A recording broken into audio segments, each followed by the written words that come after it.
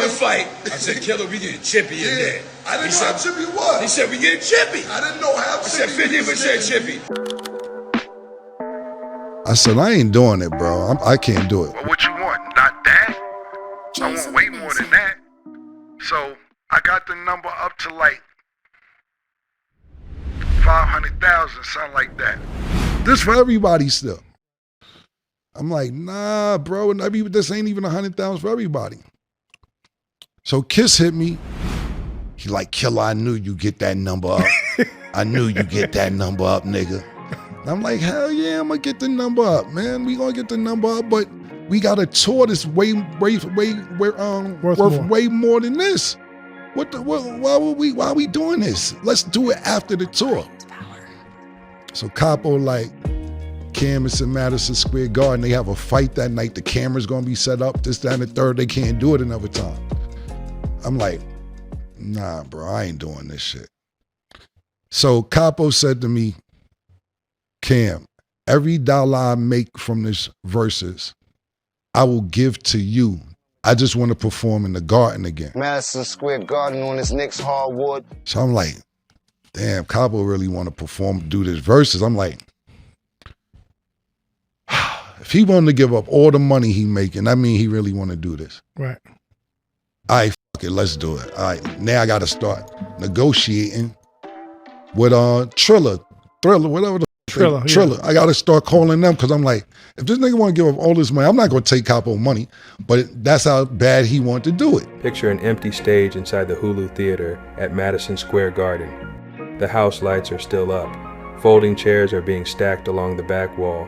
This is where, on August 3rd, 2021, Dipset against the Locks.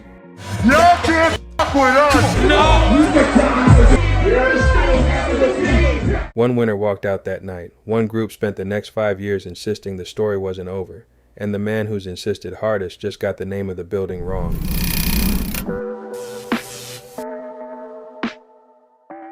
Let's do it. All right, now I got to start negotiating with Thriller, whatever the Triller. I got to start calling them because I'm like, if this nigga want to give up all this money, I'm not going to take Capo money, but that's how bad he wanted to do it. Picture an empty stage inside the Hulu Theater at Madison Square Garden. The house lights are still up. Folding chairs are being stacked along the back wall. This is where, on August 3rd, 2021, two of Harlem's most storied rap crews settled a decade of side eyes and subliminals in front of a live audience and a stream of millions. Dipset against the Locks. Y'all can't fuck with us! One winner walked out that night. One group spent the next 5 years insisting the story wasn't over. And the man who's insisted hardest just got the name of the building wrong. And he said that shit was $1,000. He tried to rip the whole pants leg off. And I said, no, had the Gucci shit off. I didn't know what was going on. I felt the kick on the head. I did not know. I said, Killer kicked me on the head. Nah, stop. Did he kick me again? So then when I said, I love Killer. No, when you did that, I said, I love Killer. I said, are we Hulk Hogan and Randy Savage? I thought we did say we was getting chipped. Before we get into this one, shout out to Jay Skeebs and Jason DeMason for the new featured OnPoint Beats. Check out links in the description. And if you're a brand or a business looking to put your product in front of the official OnPoint audience, get in touch on the About page for brand deals. Links in the description. Now, let's get into it. Look, early before the fight, I said, Killer, we getting chippy in there. I didn't know how chippy it was. He said, we getting chippy. I didn't know how chippy. I said, 50% chippy. No Frank stand. Exactly. Don't Frank stand me. That's a fact. Don't punch me in my face, Killer. That's a fact. It's all good. I didn't know what was going on. He put his Gucci's on me. Then I looked at his shit. This nigga threw Gucci's on me. I thought we was going, oh yeah, brother. Tell you something, though. I thought I was savage. Yeah, I thought I was Macho Man. I thought Randy Savage. I swear to God. Exactly. I thought I was Ric Flair, Savage. This is the story of how Jim Jones talked Cam into a fight Dipset wasn't built to win, what it actually cost them afterward, and why, 5 years later, he's still trying to drag Cam back into that same building, even though he can't remember which one it is. After the Verzuz reunion, I feel like I thought that everything was like good, and then it got like randomly just got like rocky again. Yeah, like where does that? The Verzuz was weak, man. Man, because he got booed and we lost, man. Let's tell the truth. That's what y'all fell out about again? I could take a loss and walk off and laugh at it. I'm going to still go home to the house that I live in and love life, you heard? Like, people take things too literal. Like, these people get in this rap game and be mad that they didn't have the #1 album. Them, they want to cut their wrists and all that. I don't care about none of that. You heard? Shout out to Jada and them. They was on top of their game. They knew what they came to do. They had, you know what I mean? Jomo is really good to rile people up in the tri-state area about nonsense, and that the people he's talking to don't really give a fuck what he's talking about. Go back further. Before any of this, in 2021, Verzuz was the biggest platform for hip-hop and R&B. I tell you what, my nigga, it go like this. When I extended the invitation, I did it as a real man. You feel me? Because I told you straight off the dribble. I told you off the dribble, nigga, we can't do nothing if it ain't street. If I can't perform the truth, we can't do it. It's all good, but let me say my piece. 2 catalogs, no scripts, bragging rights on the line in real time, watched by millions at once. When the idea of Dipset facing the lock started circulating, blood on your waist, gun in your ear, back of your sock, straight at the back of the block. the push for it didn't come from Cameron. It came from Jim Jones. So listen, it's non-Trey, Billy Badass till I die. Shout out to Melly Matrix, non-Trey Billy. You got it, I'm a certified motherfucking gangster. Get it, nigga! Okay. Drop your best song! Please roll up that weed. I said, please roll up while we ride. I said, please roll up that. You know I keep my eyes wide. Eastside. By Cam's own account, told years later on his show Talk with Flea, Jim came to him directly with an offer most artists never make. Every dollar Jim personally earned from that Verzuz, he told Cam, he'd hand straight over. All he wanted back was one more chance to perform inside Madison Square Garden. I don't need no keys to make my car start to drive. I remember when I was young, I see kids in the park that died because they were shooting hoops and the sparks would fly. But I do know God is good because we in Madison Square Garden on this Knicks hardwood, smelling like my Rolls Royce car would. I'm just here to inspect like Kobe, make sure every bar's good. That's not a small ask. That's a business partner telling you point blank that the moment mattered more to him than the money. Cam took the deal. He had no idea yet what that deal was actually going to cost him. Look, we about to go on tour. Dipset and the Locks. I'm negotiating the deal. The deal is at $1.5 million right now. I'm talking about like if it was today. Right. I think it was 1.5, 1.8. And we was only in like 10 cities. So I'm like, they said, Cam, we going to balloon the show up to 25, 30 cities. It could go anywhere from $3 to $4 million. I said, cool. Let me talk to the fellas, figure this out. So everybody's on the same page. We're getting it done. Cool. Then the Verzuz situation come out of nowhere probably 2 weeks after this. So Jim is like, yo, let's do the Verzuz. Let's do the Verzuz. And I'm like, nah, Jim, we got money on the line. How much they talking about? And it really wasn't a money play at first. It wasn't even about no fucking money. And I said, let me do some homework. I ignored the whole shit. I ignored it for a while. I'm like, I'm not even paying that shit no mind. We got a tour coming up. If they want to do the Verzuz after the tour, we'll do the Verzuz after the tour. Right. Cabo come to me again. He said, Flea, what's up with the Verzuz? I said, Cabo, we could do it after we do the tour. How much they got? So I finally talked to my homegirl, Melissa, talked to Swiss, whatever. They ain't talking about nothing. They talking about 100,000 for everybody. 100 racks for everybody. There's 6 niggas. It's 6 niggas. They want 100,000. I just told you I had 1.5, 1.8 on the table for the tour. Could have ballooned up to $3, $4 million. Right. I say, yo, listen, Swiss, what are we doing here? Yo, that's all we got. I said, I ain't doing it, bro. I can't do it. Well, what you want? Not that. I want way more than that. So I got the number up to like 500,000, something like that. This for everybody still. Right. I'm like, nah, bro. This ain't even 100,000 for everybody. So Kiss hit me. He like, Killer, I knew you get that number up. I knew you get that number up, nigga. And I'm like, hell yeah, I'm gonna get the number up, man. We gonna get the number up, but we got a tour that's worth way more than this. Why are we doing this? Let's do it after the tour. So Capo like Camus and Madison Square Garden, they have a fight that night. The camera's gonna be set up, this, that, and the third. They can't do it another time. I'm like, nah, bro, I ain't doing this shit. So Capo said to me, Cam, every dollar I make from this Verzuz, I will give to you. I just want to perform in the Garden again. So I'm like, damn, Capo really want to perform, do this Verzuz. I'm like, if he wanted to give up all the money he making, that mean he really want to do this. Right. All right, fuck it, let's do it. All right, now I got to start negotiating with Thriller, whatever the fuck. Triller. Yeah. I got to start calling them because I'm like, if this nigga want to give up all this money, I'm not going to take Capo money, but that's how bad he want to do it. They was shooting hoops and the sparks would fly. But I do know God is good because we in Madison Square Garden on this Knicks hardwood, smelling like my Rolls Royce car would. So I call Swiss, I call Triller people, I can't remember their name, my homegirl Melissa worked for them. And I ran the number up. Now I ain't gonna tell you what they got. They got more than that. I worked it out so niggas got more than that. So I'm like, now I gotta start working out for me because we got a tour on the table and now they gotta wait. Now the people that's doing the tour, they don't wanna do us to do the Verzuz because they feel like if people see us do the Verzuz, the tour ain't gonna sell no tickets because they already seen all the songs. Right. So I felt them.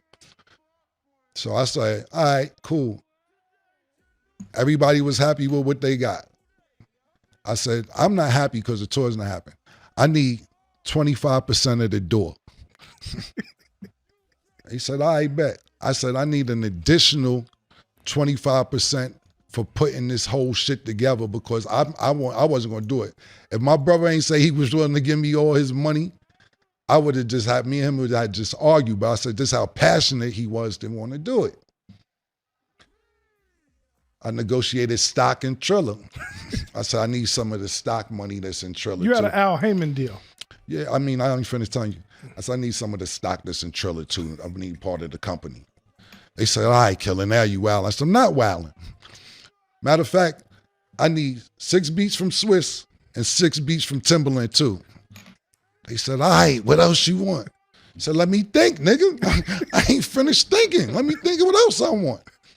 Everything I asked for, they just kept giving it to me. So I ended up getting stock in Triller, 25% of the door, another 20% for putting the deal together, the beats from Swiss, the beats from Timberland, which I didn't never use them yet because I wasn't really on a music thing the last couple of years just for fun. And the back end, if they sold out, I said some of the back end, pause. So that's why I ended up doing the deal because I didn't even want to do the shit. And then when we got there that night, it was just pandemonium. You know, what a lot of people don't realize is this. The Lox was considered underdogs to me, which they shouldn't have been. They had music, and I think that because Dipset is so flamboyant and we got great music, we got anthems, and when we go into stadiums or clubs, people sing along, I think that people were underestimating the music that the Lox had, the features they've done over the years, the work that they put in. And I remember us all in the studio talking about Dipset. And, you know, we like listening to the shit, to Lox songs. And I just see everybody, not just Dipset, because there's other niggas in the studio. Shout out to my man Shula. There's a few niggas. And niggas just was like, damn, I forgot about that. Oh shit, I forgot they had that one. I'm just sitting there like,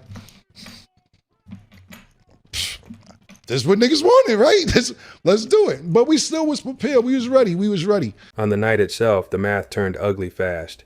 The Lox ran through nearly 40 songs. Dipset managed 28. It wasn't a fight. It was a runaway.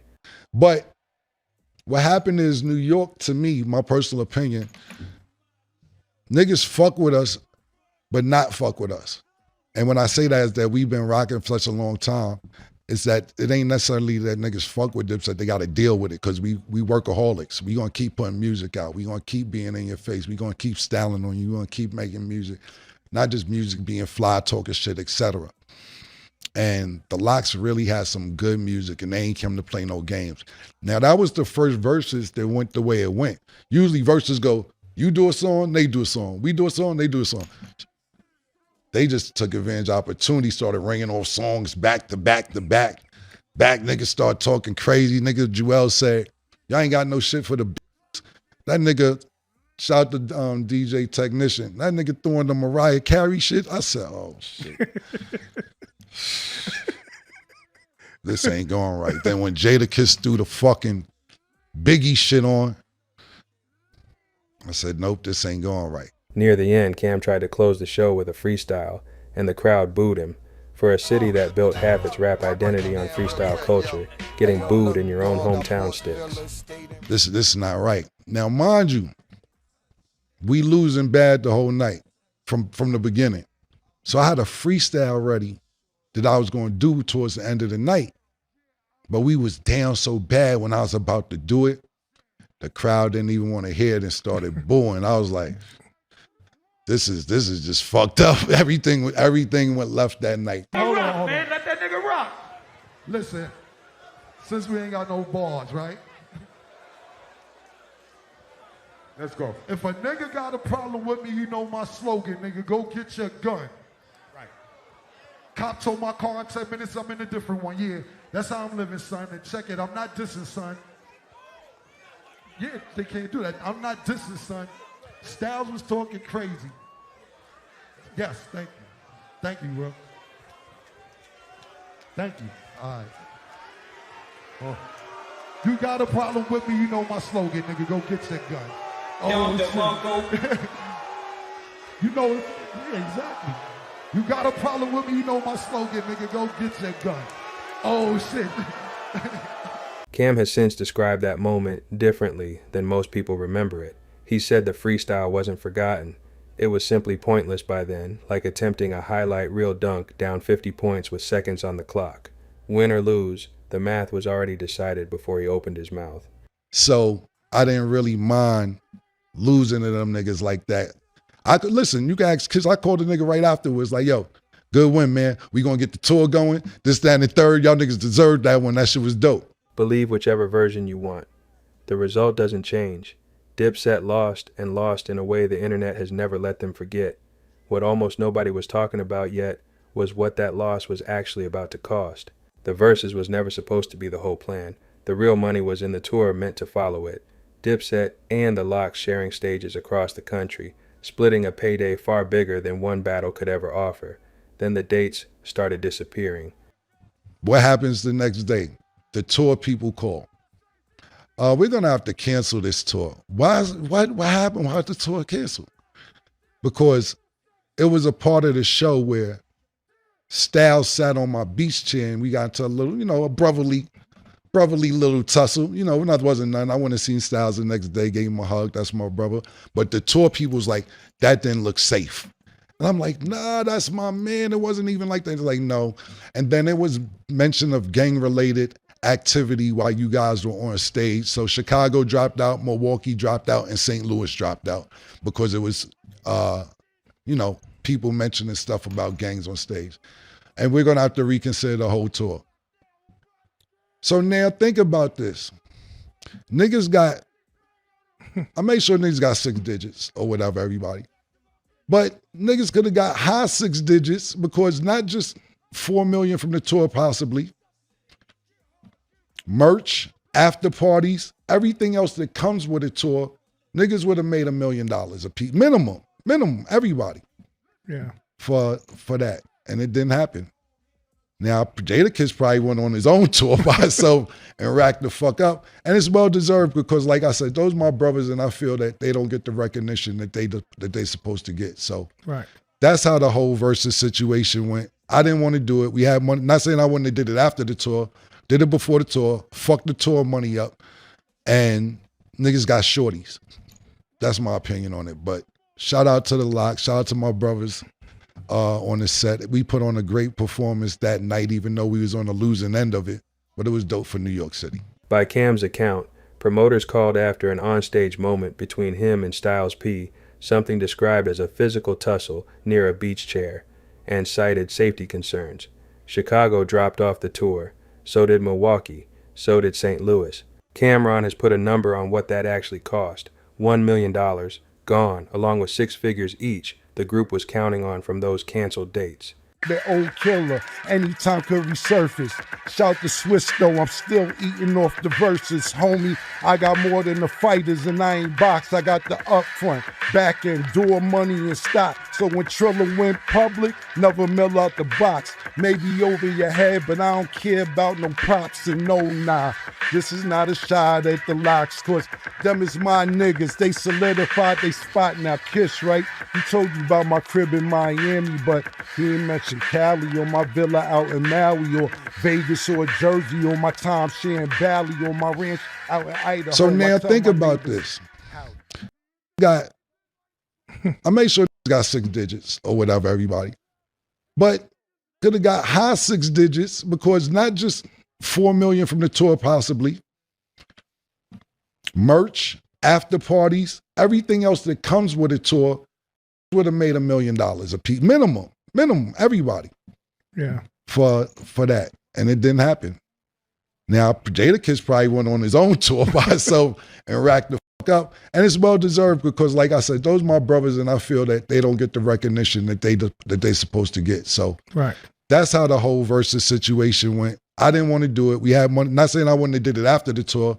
Did it before the tour money up, and got shorties. Line it up plainly. Jim Jones asked for the Verzuz.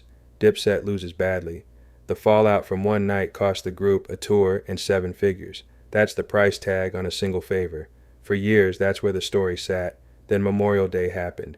Memorial Day weekend 2026. Jim Jones posts on Instagram mixing holiday wishes with a direct challenge. He wants a solo versus against Cam, and in the same post he places the blame for the original loss back on Cam specifically. He tells his followers to call Swiss Beats and make it happen. He wants it staged in Harlem. This is what I will say about that though, Larry. Is like, I think that the nigga. First of all, I want to apologize to Jomo, yo. I also want to apologize because he used to go to school on Saturdays. And I used to be like, get the fuck out of there, man. You come back here and we trying to put this rap shit together, man. That's it. This word every time. I worked with my dead mother, and I brought him into the life I wanted to lead. He was going to school. He probably have a great job, everything right now. But I was like, nah, we got to get this rap shit off the ground. So the life he lived now, I feel kind of responsible for it. And I don't know if it's a happy life or not. Maybe it is, maybe it isn't. But I feel like this whole shit is my fault. So I want to say sorry about that. I should have probably let him keep going to school on Saturdays when he was, because he's a smart kid. Cardinal Hayes, he's going to BMCC on Saturdays. I'm like, fuck school, nigga. Fuck is this school shit you trying to do, nigga? We trying to put this rap shit together, man. Fuck all that. So I feel kind of responsible. My opinion is this, right?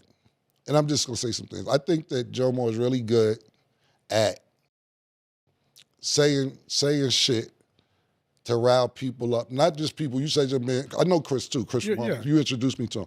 I think he's really good at riling people up in the tri-state area about nonsense, and that the people he's talking to or about don't really give a fuck what he's talking about, to be totally honest with you. Just my opinion, you know what I'm saying? Right. Like, it was like last year, he said he had more #1 hits than Nas. Right. And niggas was like, yo, he might. Jim been out here working. That nigga working. Then you go check and you be like, what the fuck is niggas talking about? Nigga don't got no more #1 hits than Nas, nigga. Then the nigga should move the goalposts and be like, oh, nah, I meant the culture. I'm out here doing the culture. I'm shifting. I'm still working. That ain't what you said, nigga. You said you have more #1 hits than Nas. You moving the goalposts. So I think he's really excellent at getting his algorithm popping and saying shit like that and everything else. But as far as the verses, no, I'm not doing the verses, man. It just, to me, it didn't make sense to do it. But when I did see it, because people send it to me, like, I don't be seeing shit like, I still follow Jomo on the gram, but I don't really, he don't pop in my algorithm, so niggas be sending me shit. Sometimes I tell niggas, not just him, anything to be negative, sometimes I'll be like, yo, don't even be sending me shit. It don't even make sense. You know what I'm doing. You think I got time for this shit? It don't make sense. So when niggas sent it to me, they sent me a clip when he's like, yo,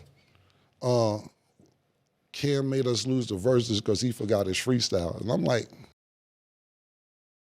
I didn't forget my freestyle. It was just too late for the freestyle. You know what I'm saying? It's like, so when you think about the verses, right, just comparing it to a basketball game, it's like you down 50 points with 30 seconds left and you get a fast break and you try to do the 360 windmill through the leg dunk. Yeah. It's corny by then. You lost by 48. Yeah. you still lost by 48. It don't matter if that dunk was worth 10 points.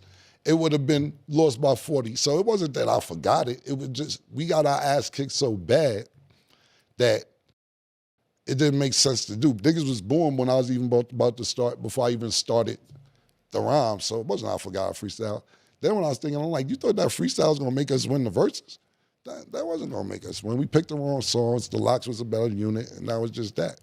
You know, when we was putting the songs together, I remember, and this is one of my songs, I'm not dissing it. Shout out to my brother, Uncasa and Shice Bub, but Jim wanted to do the song Purple City Bird Gang. And Jewels was like, no, don't put that on the list. He's like, wait, that's going to ring off, nigga. And I remember he finished performing, and Jada Kiss said, what is that?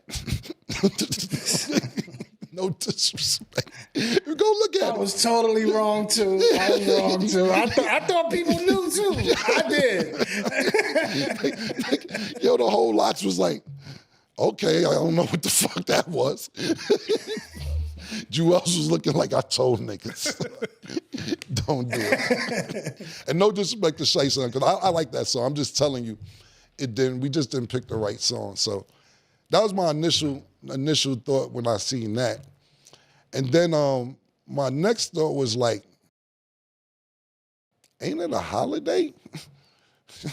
What is it? Because when niggas sent it to me, I didn't even look at it that day. I read it for a second. I'm like, yo, it's the holiday. I'm with my bitch, and my bitch got bitches, and we barbecue, and we on the boat. We in jacuzzi on the boat. It's the holiday, nigga. You ain't, it's a holiday. This what nigga wake up on a holiday thinking? I'm like, yo, my nigga, this take wild on a holiday. So when I got a chance to get home and process it, I'm like, yo, you ain't just wake up and think about this. How many days and weeks and months have just been going through? You just don't wake up and think about this. Right. And I started to get scared. I said, damn, this is stalker mentality activity right here. Like, yo, my nigga, what are you waking up on a holiday? You know, Memorial Day is supposed to be one of them when the summer supposed to break. Right. You're supposed to start, nigga, this is what you wake up on a Memorial Day? I said, all right, cool. I said, let me do the homework. The Verzuz was 5 years ago. So I'm sitting there saying to myself, it was? Yes. Mm-hmm. It's 2021. I said, God damn, that shit traumatized the nigga. If nigga thinking about this for 5 years, this is a half a decade. Like, let's put this into perspective, right? If somebody's 13 years old, they're an adult at this time. If you're 16, you could drink legally and show your ID. This is the time this is what you wake up thinking about. I'm like, yo, but you know what happened, to be honest with you? It wasn't a bad night for niggas. It was a bad 2 weeks. See, when that shit was over, Larry, I went and did a TV show on ABC with Brandy and Eve and Disney as well back then. So I had other shit to do. You know what happened? I have my own dressing room. I'm not bragging about it, but all them niggas was in one dressing room, and everybody caught COVID.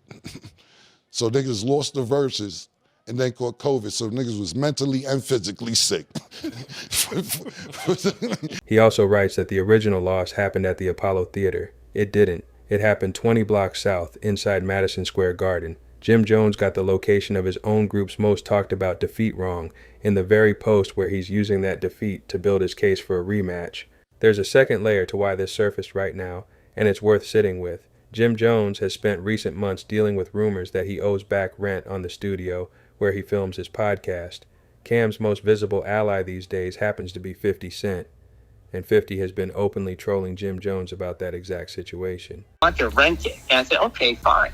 Right? He's been saying this for since October. And so he keeps trying to build it, but he won't sign the lease. He's like, I don't like these terms. I want 6 months of build out. and ridiculous bullshit. We also have a partnership agreement where half of what he's building now, his media, belongs to us. But he won't tell us how much he's making and doing all these things. So half of the content he's creating, if you want to buy that too, I'll sell you half the company. He's not a business. He's like insane. To me, it's worth very little to nothing. But if it works out for you, I just throw that in as a sweetener. Okay, so what I'm trying to say is he signed a lease with me. Right now he owes, I'm going to say it in a short way, at least $80,000, if not $180,000. Cam didn't respond right away. For a while it looked like he wasn't going to respond at all. Days later he finally addressed it, on his own show, in front of his own camera. He didn't deny any of the history. What he did instead was take the offer apart financially, piece by piece, in real time. He started with the venue math. A room that size, he explained, with low security, runs somewhere around $50,000 to rent, at an average ticket price of $75 across 1,500 seats. That's already over $100,000 before anything else is added. Then he laid out what real streaming and sponsorship deals could add on top, the kind of numbers that push the total well past $1 million before a single performer gets paid. His point was simple. Nobody chasing a legitimate business opportunity opens with a number that low in a building that's wrong. Yo, I'm just telling you, why the fuck would we call Swiss to go to Apollo? See, I swear every day I love my man threw his baby shower in Apollo. What the fuck is we calling Swiss to go to the Apollo for? I just threw the phone. Said, fuck it. Call Swiss to go to Apollo, right? Look, bro, let me give you another business lesson, right? Okay. To rent Madison Square Garden out with low security is $50,000. Like when we did that Kif freestyle commercial with me, Jomo, and Jewels. Yeah. You know, my man Ronnie from Kif rented out. He told me, he's like, you get this, he's in an arena where the Knicks play, not the little shit. $50,000 with low security. Yeah. So let's just use that price for the Apollo, right? I haven't been to Apollo and priced it out in a while. They're renovating it, actually. Let's just use $50,000, right, to rent the Apollo. Okay, $50,000, let's rent the Apollo. You want to do a Verzuz? Cool. Let's say the average ticket price, let's do average ticket price, $75. The Apollo holds about, if I'm not mistaken, it's 1,500 seats in the Apollo. Or before, they're renovating now, I'm not sure. So it's 1,500 seats in the Apollo, right? You getting the calculator out? I'm getting it. Get the calculator out. I can do the math in my head. Yeah, let me see. All right. So Hold on. Don't say nothing. I'm gonna let them know. All right. So let's do a low number. Yeah. Let's say, no matter if I keep it at 75, right? Mm-hmm. Yeah, let's do the exact number. All right. So 1,500 seats, and the average ticket price is $75. It's a little over $112,000. What's the exact number? $112,500. $112,500. Yeah. Fuck is you talking about? They get mad at me because I'm a mathematician. So right there off the back, you up 60,000. You up 62,000 before it start, right? Yeah. Cool. Next thing you do, you go to streaming, right? You say, yo, let's hit Twitch up, let's hit TikTok up, let's hit Snapchat up, let's hit Facebook up. Me personally, because I got a relationship, I say Amazon Prime, let's go to Prime. Right. Prime is the niggas that did the pop-up for Kendrick Lamar. You see, it was a big deal. Yeah. We sit there and say, yo, look, we got this cultural thing, you know, da-da-da. And I'm giving a lowball number. I hit the nigga up, it came the best we could do. I'm giving lowball numbers, pause. Would $1 million work? I don't know, man. Look at the. So plus $1 million. Huh? Plus $1 million, plus 112.5. I'm giving a lowball number. I'm saying, I'm telling you how the conversation works. They come to me $1 million. I'm like, we can't do 2. Let me get back to you. I got 1.3. Fuck it, give me the 1.3. So now we'll stream it for 1.3. Now I'll go to my partners. Yo, I ain't gonna tell you I ain't gonna tell who I work with. Right. Yo, go get me Target. Go get me McDonald's. Go get me fucking Pepsi. Go get me Kentucky Fried Chicken. Go get me this. 50,000, 60,000, 200,000, 500,000. That should be looking like a commercial up there. We'll get another 1.5 million in sponsorship. Yeah. So now we looking at over $3 million before it start. You want to call Swiss to give you $12,000.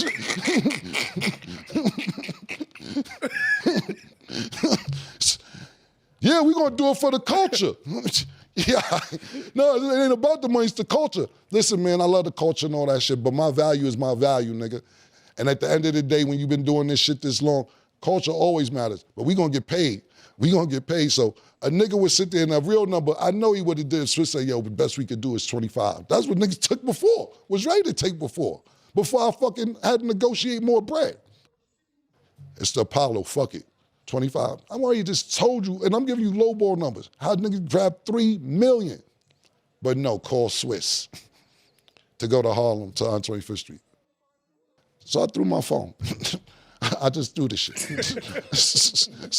So when is niggas gonna get it? Are they ever gonna get it? I don't know if niggas ever gonna get it. He also brought up something Jim has claimed before, that he once had more #1 hits than Nas, a claim that fell apart the moment anyone actually checked it.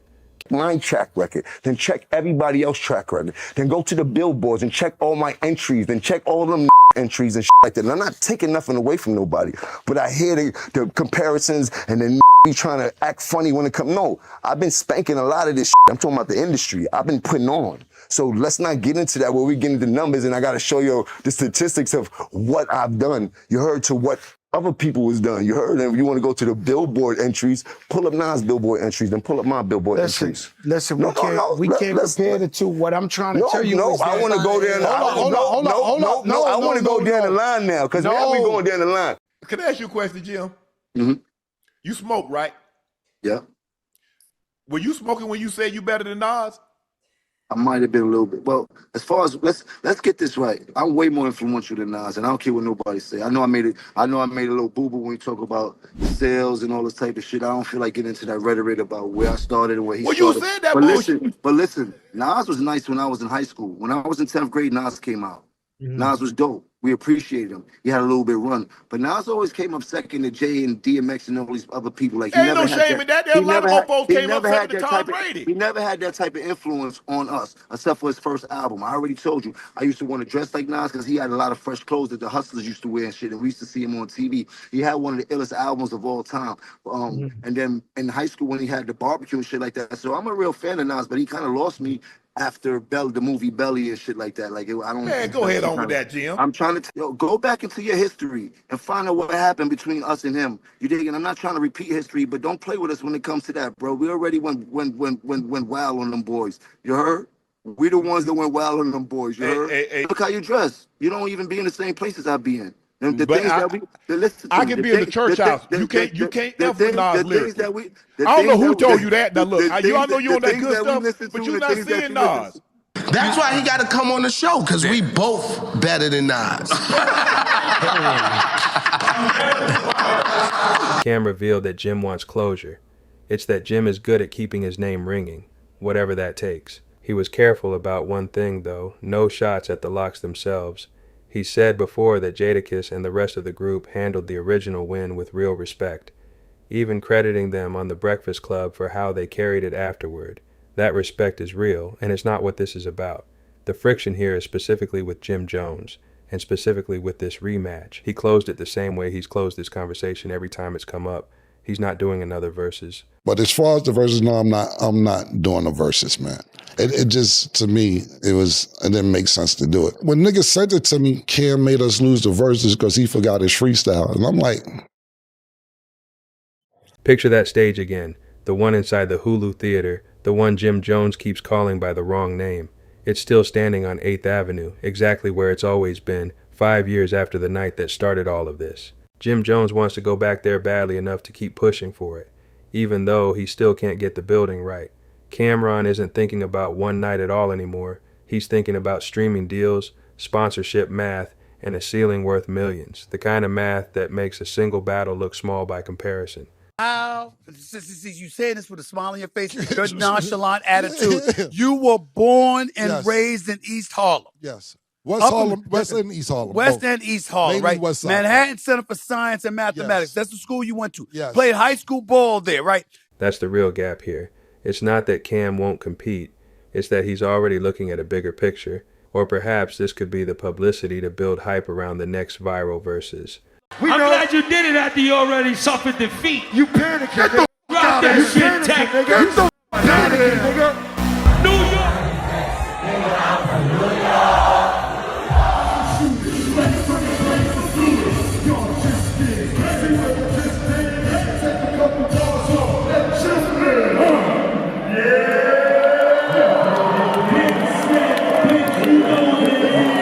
If this is your first time on the channel and you enjoyed this video, please click like and subscribe because we look closer into complex stories just like this. And if you want to find out exactly how Jay-Z became a billionaire and Dame Dash was left with $4,300 in his bank account, watch this recommended video. This is the record industry. I took Jay-Z and shopped him to every single label, and they all said no. I had to do it myself. Either he was too old, he rapped too fast, they just didn't have it. So we were like, we'll do it ourselves. The reason why Rockefeller was good, the reason why I did what I had to do was because I knew how to have a clear dream without anyone obstructing it. I knew how to visualize winning. So if somebody told me, you can't do that because of this, get out my dream. Because that's not the last thought I'm gonna have with my dream, because my mind is powerful. And whatever I see in my mind, I can make happen. If I didn't create Rockefeller, there would be no Jay-Z as a rapper successful at all. If I